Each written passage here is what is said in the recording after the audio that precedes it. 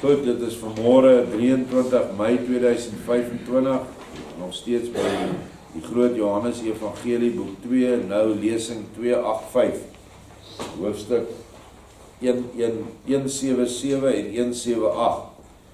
Ek het eers gedink ek moet hierdie stukkie uitsny wat ek doen, dit wat eintlik meer geskiedkundig is en wat nie baie reddingswaarde het nie, maar ek is op my hart gedruk dat Yeshua sê vir sy apostels, wat hierdie man nou vertel, moet julle weet. Ek laat hom dat hy vertel. En hoe verder hy met sy vertelling aangaan, besef ek dat presies dit wat hy hulle oor vertel, 'n gruwelikheid wat deur die tempel bedryf word, ook vandag nog steeds plaasvind, maar net op 'n groot wêreldwye skaal. En dit vind plaas in elke land se leiers, veral die godsdienstige leiers. En soos wat die storie nou ontvou, sal ons dan daaroor praat. So, Markus is nou die eienaar van daai armsalige hut waar Yeshua hulle nou die wonderlike water in wyn verander het en die spens vol gemaak het en vir hom soveel visse gebring het in sy visvyvers wat hulle noem, dis dammetjies waar hulle die visse vars hou. Onthou, hulle het nie yskaste gehad nie en die vis moet vir 'n tyd lank vars gehou word. Vis kan hoogstens 'n paar uur lê dan sy vrot. En hulle het nie eintlik gesoute vis geëet nie. Die Judeërs was nie baie lief daarvoor nie. Alhoewel Yeshua hulle geleer het om vis te preserveer en dan ook op ander maniere weer gaar te maak of warm te maak. Markus, die eienaar van die hut, die man van die hut wat Markus heet, weet ons baie te vertel oor die Fariseërs en die sogenaamde skrifgeleerdes. Daarby vertel hy ook oor die heimlike wreedhede van die tempeldienaars en hoe jy dadelik iemand se doodsvyand word as hulle by jou ook maar enige geestelike en tevens profetiese aanleg vermoed. Baie sulke geestelike mense sou heel in die geheim vermoor gewees het. Hulle word baie vriendelik uitgenooi, kry die een blyk van eer na die ander en hulle skud hande van pure vriendskap. Maar as hulle eenmaal in die agterste vertrek van die tempel aangekom het, waar die vernaamste Fariseërs gewoon het, dan was hulle vir hierdie wêreld verlore, want daaruit het geen een meer na die daglig toegekom nie. Dit is, so gaan Markus verder, onbegryplik hoe Elohim sulke wreedhede so lank kan aansien.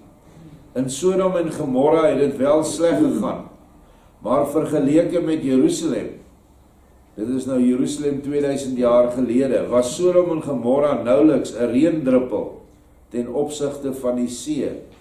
En tog het Elohim, ondanks die baie voorbidding van Abraham, die stede en alle daarby behorende plekke toe deur die vuur van die hemel laat ondergaan.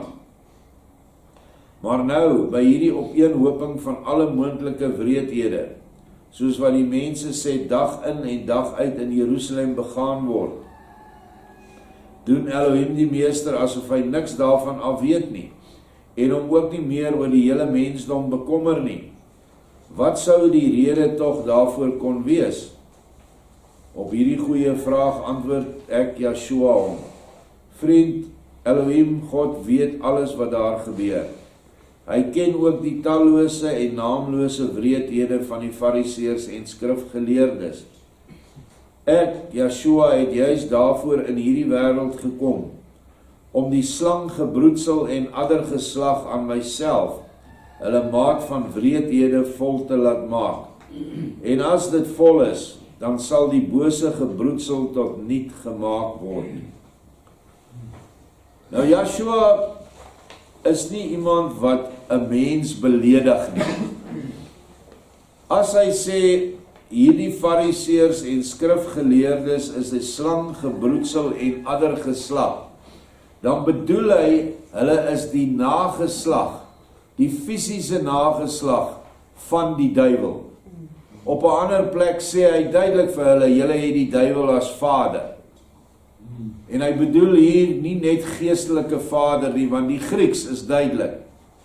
Die Grieks is hierdie slanggebroedsel en ander geslag staan daar as genamata egetnoon. En gena kan jy hoor, gene. Dis nie net geestelike nageslag nie, dis genetiese nageslag. Hulle is fisies kinders van die duiwel. Daar is twee groepe mense op hierdie aarde. Een is kinders van die Vader en ander is kinders van die wêreld of van die Satan. En daar staan baie duidelik in Genesis 3 vers 14 dat Vader 'n ewige vyandskap instel tussen hierdie kinders van die Satan teen die kinders van die vrou Eva. En daai vyandskap kan ek en jy niks aan doen nie. Dis 'n ewige vyandskap. Hy het dit ingestel, want die een lot hang die duiwel aan en ons kan nie enige deel aan die duiwel hê nie, so ons gaan 'n vyandskap met hulle hê. En dan sê hy verder, hierdie duiwelkinders gaan ons heeltyd aan die hakskeen byt en ons moet hulle kop vermorsel. En die Satan se kop is baie spesifiek en finaal deur Yeshua vermorsel. Alhoewel hy nog steeds voortgaan elke dag met sy booshede, is hy oorwin en het hy aan ons die krag gegee om hierdie oorwinning te laat slaag. Maar ons is te dom geleer om geestelike oorlogvoering toe te pas. Dit is hoekom hierdie slanggebroedsel en ander geslag vandag in ons land heers. Dit is hoekom die regering wat oor sy volk geregeer het in 1948 tot hier in die laat 90's, hoekom hulle gekapituleer het. Want hulle het nie Yeshua se beloftes geglo nie en hulle het nie daarvolgens geleef nie.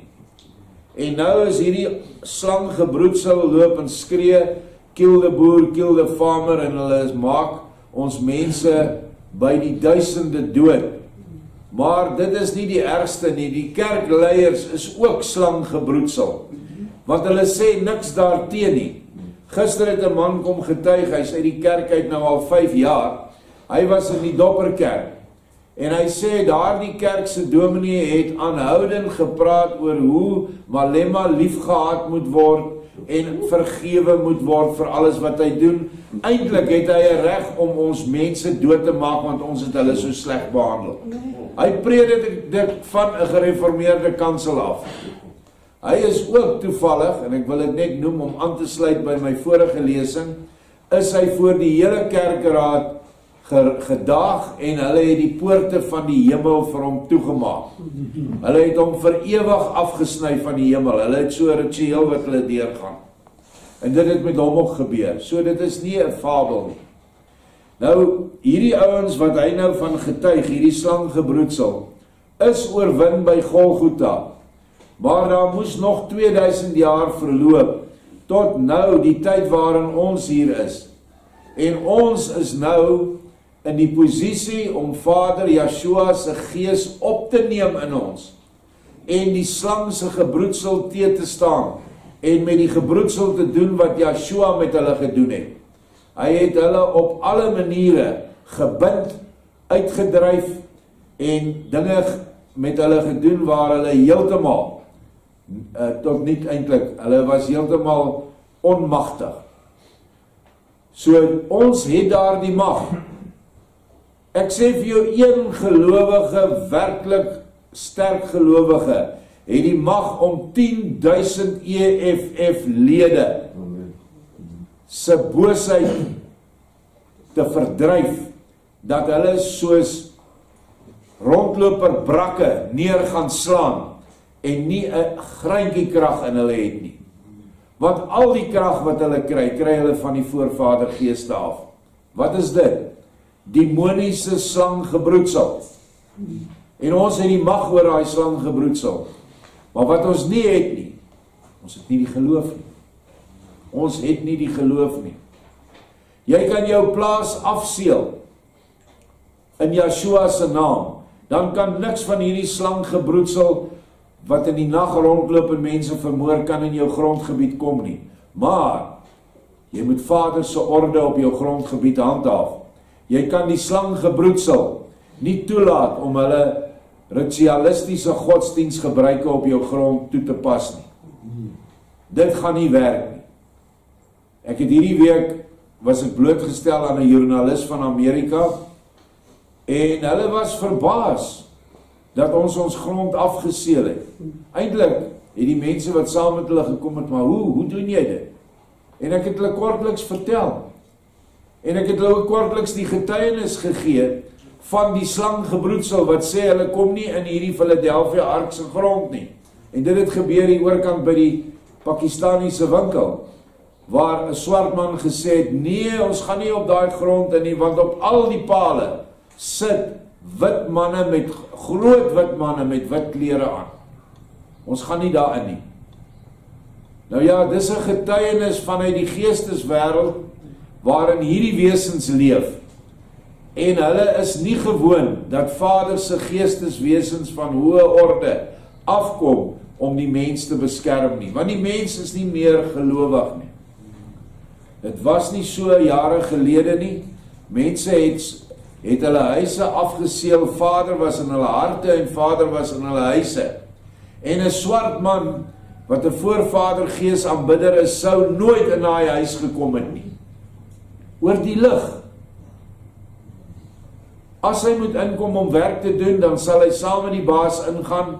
Hy sal sy hoed op die grond gooi en dan kom hy in en hy kom nooit weer terug nie. Hy gaan in en uit, doen sy werk en kry klaar. Dis hoe ons groot geword het. Maar ons het nie die lig herken wat die huis beskerm het nie. En die lig is die geloof in die hart van die eienaar van daai grond of van daai perseel. So ons moet baie ernstig weer terugkom na hierdie beginsels van die woord toe, sodat Vader se lig in ons harte is, en dan sal ons beskerm word. Ons het glad nie 'n Trump of 'n Amerika nodig om ons te beskerm nie. Ons het net 'n Yeshua nodig. Hy vra nie dat jy wapens maak nie, hy vra net liefde vir hom, en 'n geloof wat sterk genoeg is om berge te versit. Dis wat hy vra. Nou sê Markus, ja, majesteit, meester en vriendelike weldoener van die mense, as u nie ook nog die mag het om met een sug duisende mense die ander wêreld in te blaas nie, dan is u baie te bekla as u van plan sou wees om in Jerusalem te laat sien, en daar wonders te doen. Vir u is hier weliswaar ek hier weliswaar 'n baie eenvoudige man, maar ek is tog tot dinge in staat waarvan 'n fariseer nog nooit van gedroom het nie. Daai ek moet 'n klein letter wees. Maar ek is tevens so uitgeslape en doen my in die teenwoordigheid van die fariseërs, wat ek heel dikwels ontmoet, so dom voor, dat hulle elke spoortjie van 'n vermoede dat ek geheime inligting sou hê, ontneem word. Omdat hulle my al 'n geruime tyd ken as 'n ontsettende dom sukkelaar, en van mening is dat ek nouliks die verskil sou sien tussen agter of voor, verklap hulle dikwels uit eie beweging hulle grootste geheime, en so kom my al die dinge ter ore, waarvan ek eerlik moet toegee, dat ek daarby al 'n paar maal begin te twyfel het aan die bestaan van Elohim. Want dan dink ek by myself, as daar 'n almagtige, alwyse, regverdige en goeie Elohim God is, en hy kom, soos wat die skrif leer, aan die mense, en hy hom, soos wat die skrif leer, aan die mense genooi het, dan moet dit vir hom tog onmoontlik wees, om op sulke wreedhede toe te kyk. Daar is geen Elohim nie. Volgens Plato is die mens liggaamlike afstammeling van die ape, en geestelike afstammeling van die verskeurende diere. Daarom moet daar aan die hoof van 'n groot gemeente 'n sterke en wyse Simson staan, wat die saamgestelde dier, wat hulle 'n mens noem, met die swaarste tugroede die tweevoudige dierlike uitdryf, en hom in die loop van die jare in so ver tem, dat hy ten minste 'n halwe mens word.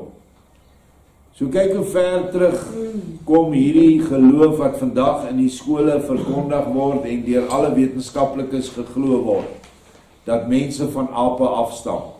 Dit kom al van Plato af. Ek self het dit nie geweet nie, ek het dit ook eers hier raak gelees. En dis 'n godsdiens.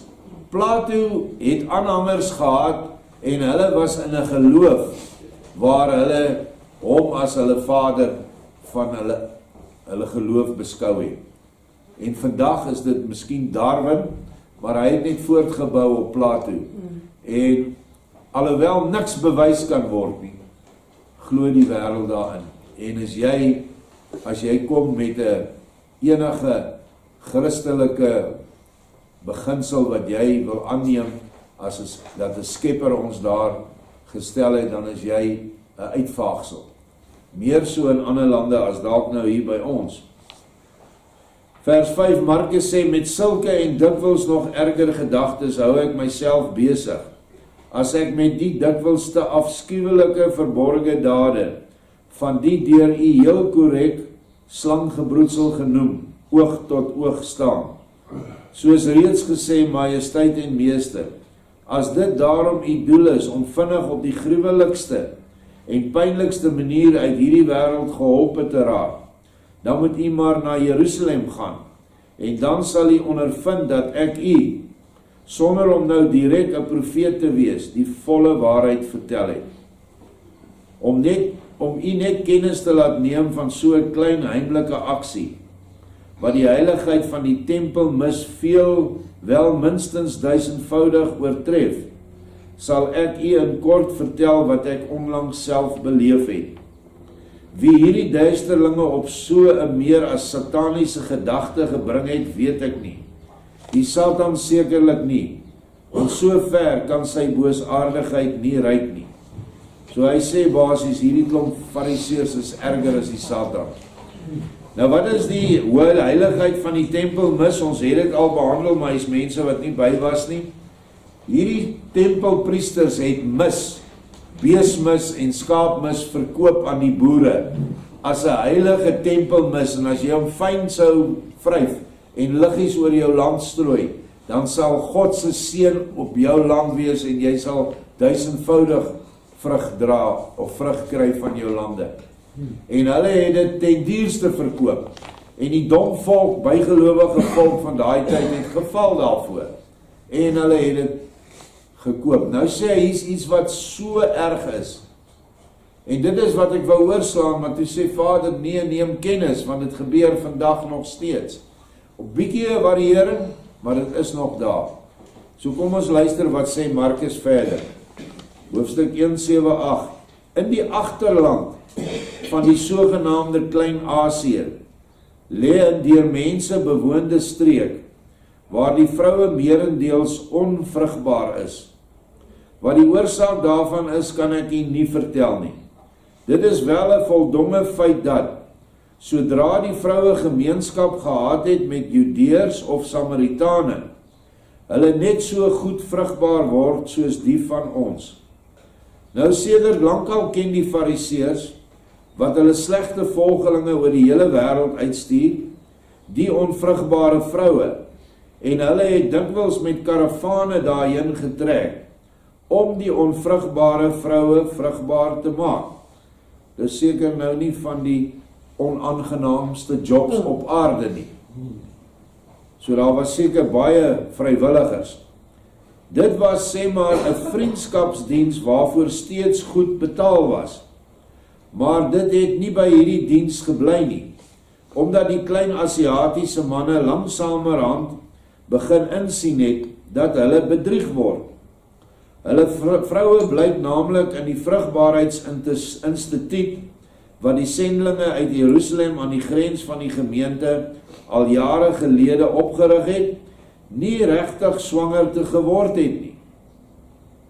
Die sendelinge koop naamlik hier in hierdie land en ook in Judea pasgebore babas op en laat die na die genoemde instituut bring, waar die oorigens baie mooie en weelderige, maar onvrugbare vroue 10 maande moes bly.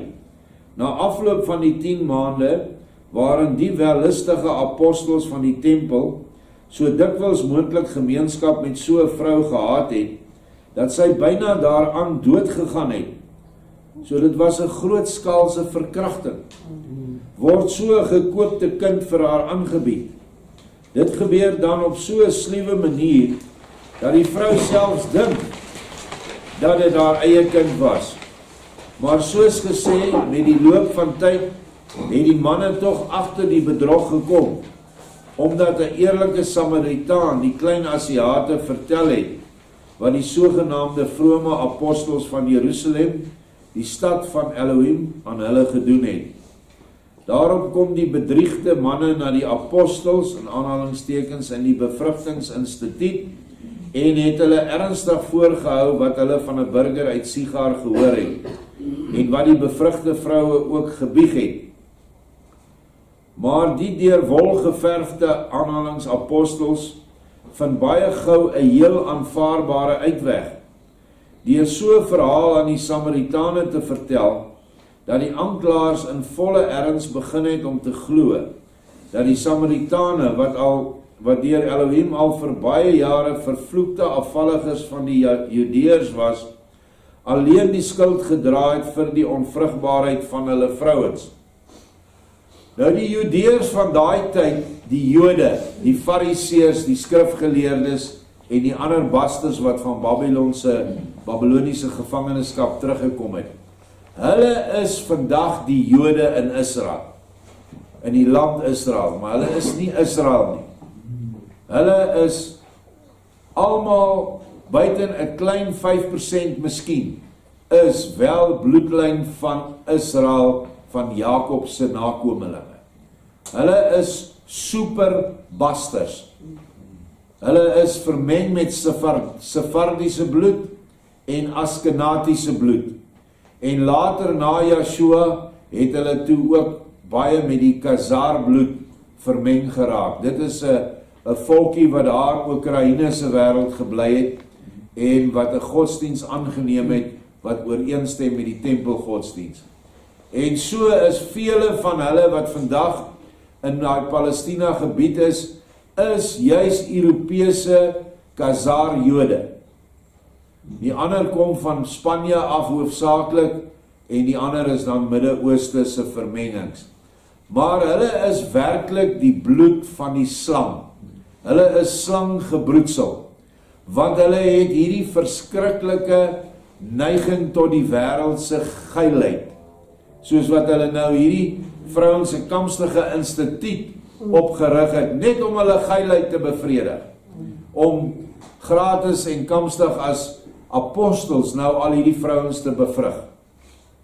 Maar hulle het hulle seker nie wou bevrug nie, hulle wou net met hulle gemeenskap het, soos wat die skrywer Markus hier sê, want hulle het onthou, hulle het dit vir hom vertel, dis wat ons doen.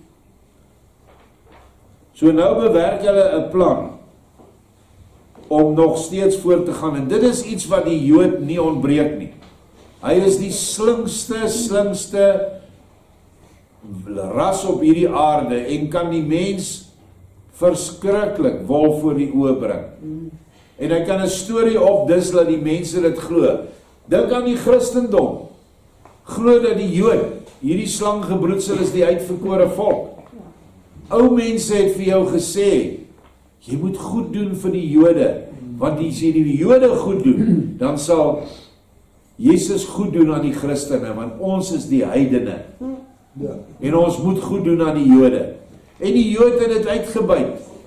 En vandag sê die Jood, as ek net 5% van 'n regering kan besit, of sitting hê, dan regeer ek die land. En dis werklik so. Die ANC kon nie gewees het wat hulle was as dit nie vir die Jode was nie. Daar was meer Jode by Rivonia in die verhoor skuldig bevind aan hoogverraad as swartes.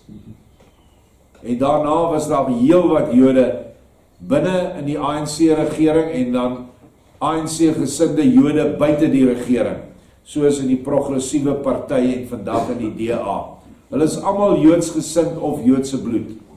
Maar die slanggebroedsel se kinders is oral.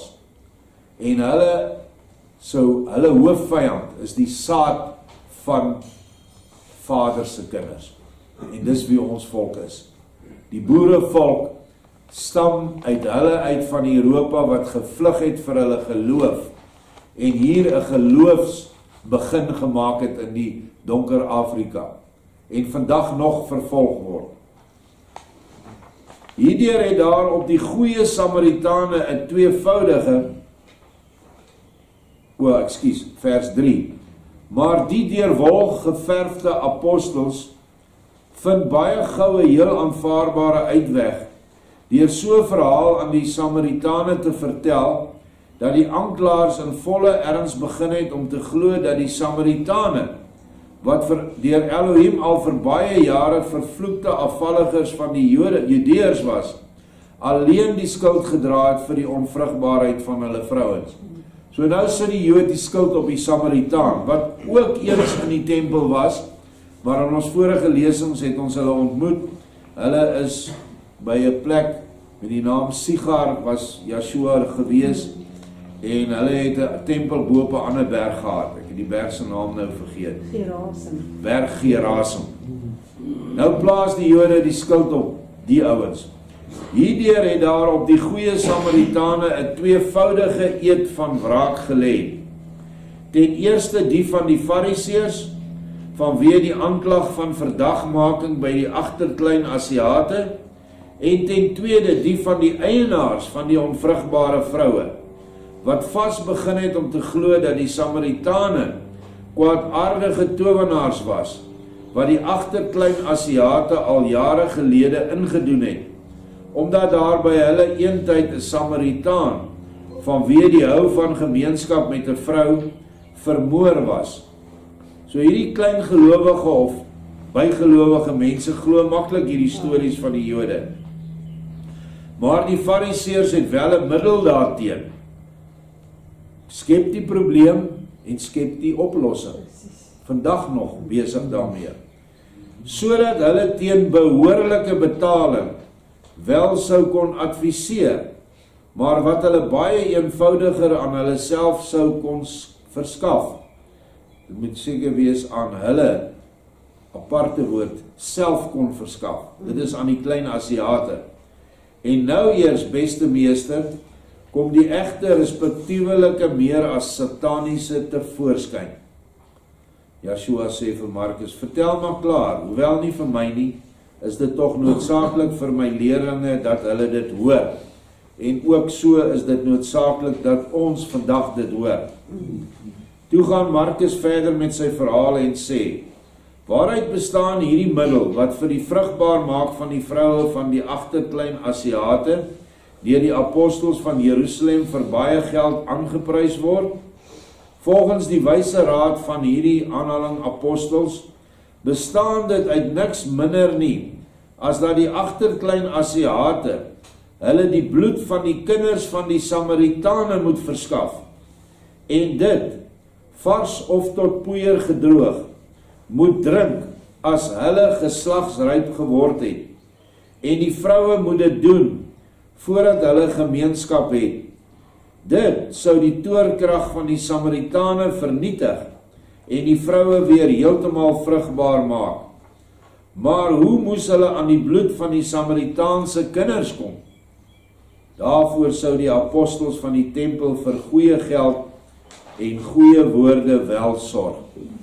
So van een geldmaak besigheid om die vrouens vrugbaar te maak, skep hulle vinnig weer 'n ander geldmaak besigheid om hierdie ouens kamptige medisyne middels te gee wat hulle vrugbaar sou maak, dan het hulle dit nie meer nodig, die dienste nie.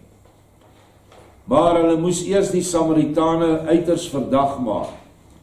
Die ooreenkoms word opgestel en deur die betrokke agterklein Asiate aanvaar. Wat gebeur daar toe en gebeur daar nou nog op groot skaal?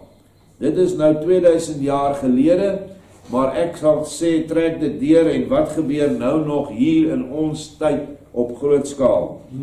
Die Fariseërs begin toe, net waar hulle maar kon, volledig jag te maak op die kinders van die Samaritane, en dit doen hulle nou nog. Sulke kinders van 1 tot 12 jaar oud, word na die bewese bevrugtingsinstituut toe gebring, en daar vir 'n tyd lank goed gevoed, veral met bloedvermeerderende voedingsstowwe.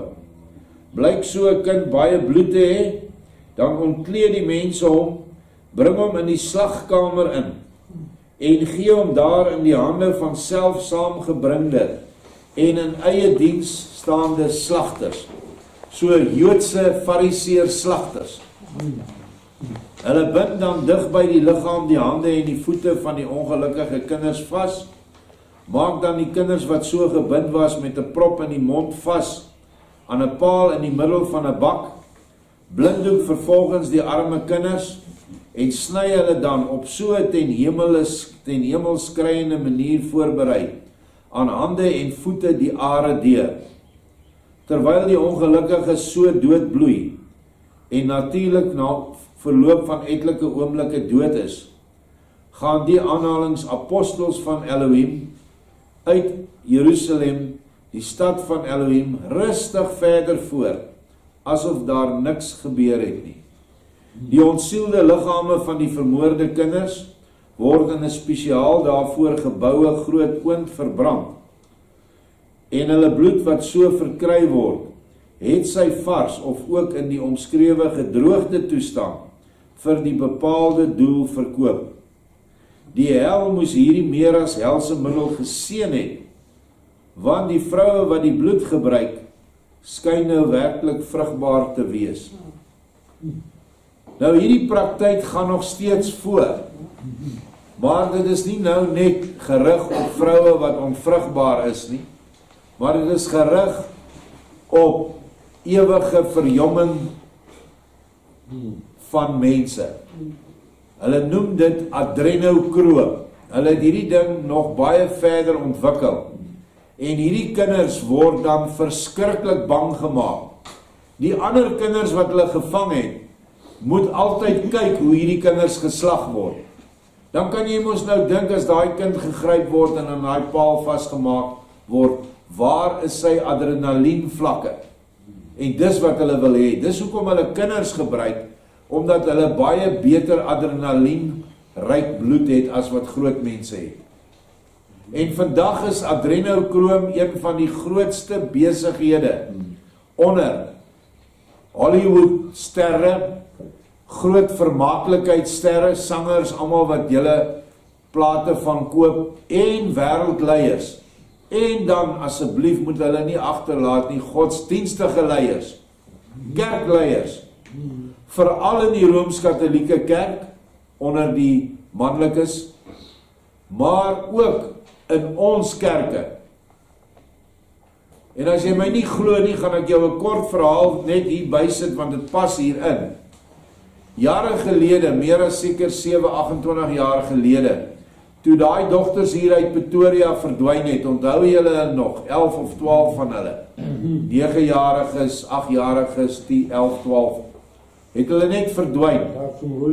Ja, 'n ou met die naam van Gert van Rooyen, wat hulle toe agterna bewys het, was 'n agent van een of ander geheime diens. Ek weet nie of dit nou die militêre was nie, en of dit die polisie se geheime diens was nie, en of dit nasionale intelligensie was nie.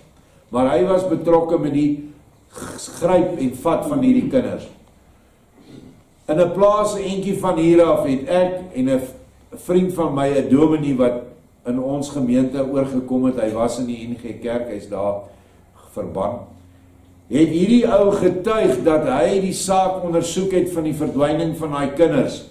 En hy het die saak so ver gevolg, dat dit geëindig het op 'n plaas in Middelburg, wat behoort het aan 'n broer van die baie prominente leier van die NG Kerk se synode van daai tyd. 'n baie prominente Jood, wat 'n Afrikaanse van aangeneem het. En hierdie ou het gesê, hy is van die saak afgegooi toe hy te warm raak. En hy is verbied om enigstens met die saak iets te doen gehad het.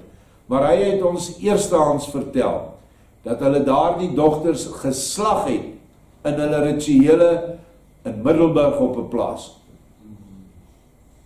So dit gaan in ons geleedere ook so, want alle hoë poste, leiers in die geestelike en politieke en finansiële afdelings is almal vrymesselaars. Ja. En behoort aan ander geheime organisasies wat nog baie erger as die vrymesselaars is. Soos die Knights of Malta The Order of the Skull of Bones, en ek kan nie eens almal onthou nie. Maar daar is baie erge geheime organisasies, wat almal uiteindelik onder Satan resulteer. En almal word van almal verwag om offers te bring vir Satan. En daar is geen groter offer vir Satan nie, en hoor my nou mooi, as 'n blanke vroue kind wat geoffer word nie. Weet jy hoekom nie? Seker omdat sy die vrugdraer is en die voortplanting is van die blanke ras. Is dit die hoogste offer wat jy vir hom kan bring? Baie bring ook swart kinders as offers. Ek sê nie dat daardie kinders nie geslag word nie. In die Oost-Europa, in een land daar, ek weet nie watter een, of het Roemenië is, of die een langsom nie, het mense vertel, getuienis gegee van sale so groot soos 'n rugbyveld, waar 100.000 kinders bly. Hulle bly daar oop, dit is nie mure tussenin nie. En hulle word daar gevoed, soos hierdie ou sê, met bloedverrykende kos. En dan word hulle geslag vir hulle bloed. En adrenokroom is 'n groot uitvoerproduk, wat die ryk westerling, die boosaardigste van boosaardiges op hierdie aarde, die slanggebroedsel van die weste, wil hierdie goed gebruik. Hulle kan nie genoeg van dit kry nie. Het julle al gesien hoe lyk van hierdie sterre, wat 80, 90 jaar oud is, dan is daar nie 'n rimpel nie. Ek sê vir jou, dis adrenokroom. Ek was 'n jong mannetjie. Toe was die Jood Kissinger, Henry Kissinger, wat ons land vir die swartes verkoop gegee het, wat instrumenteel was om Namibië vir hulle te gee, wat instrumenteel was om Rhodesië, wat nou Zimbabwe is, vir hulle te gee. Toe was hy al 'n ou man, soos ek 'n jong mannetjie in my 20's. Ek dink, ek was al in my 60's. Toe is hy nog 'n ou man, en hy so 'n paar jaar gelede dood. En jy kon daai man nie sê dat hy al oor die 100 jaar was nie, ek dink hy was oor die 100. Hy het nie so gelyk nie. Hy was nog sterk, hy het toesprake gehou, hy was op die direksie van vele van hierdie wêreldorganisasies, wat net 'n front is vir al hierdie bose dinge. So hierdie dinge wat hy nou van getuig, ou Marcus, het die hele wêreld ingeneem. En dis oral. Maar hulle sal nooit daaroor berig nie, want die wêreldpers is ook deel van die gebruikers van hierdie vieslike, demoniese praktyke. Vir so iets moes die goeie Elohim, as hy geen ou Judeese fabel is nie, tog 'n teenmiddel weet. Maar tot op hierdie uur gebeur daar van bo af nog niks. Elohim kan nog steeds heel geduldig en kalm sulke naamlose wreedhede aansien, soos wat hy ongeveer 30 jaar gelede kon aansien. Hoe daar deur 'n bevel van 'n tiran, dis nou Herodes, kinders van die manlike geslag van 1 tot 12 jaar, ten talle van 5000, op een dag op die gruwelikste manier in die wêreld vermoor is.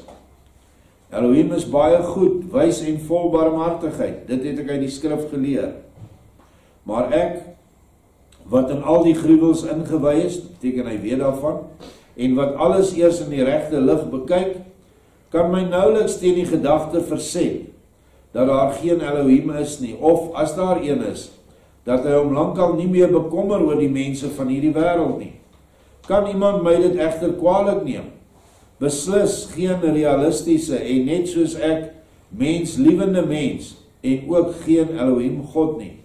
Want in my bors klop daar tog 'n hart, nog 'n hart, wat haar met alle liefde uitsit vir die arme mensdom. Maar majesteit en meester, is daar ook maar iets goddelik, as daar ook maar iets goddelik in die skuil, doen dan ook hier 'n wonderwerk, en verwoes en vernietig hierdie helse gedrogte. Ek twyfel nie in die minste daaraan, dat u dit sou kon doen nie, want nadat wat ek vandag by u beleef het, staan ek as borg daarvoor, dat daar by u, as u met dit maar wil, niks onmoontlik kan wees nie. Want u is duidelik meer as al die profete by mekaar. Nou ja, ons sê presies wat Markus sê, wat vandag hier aangaan in die wêreld.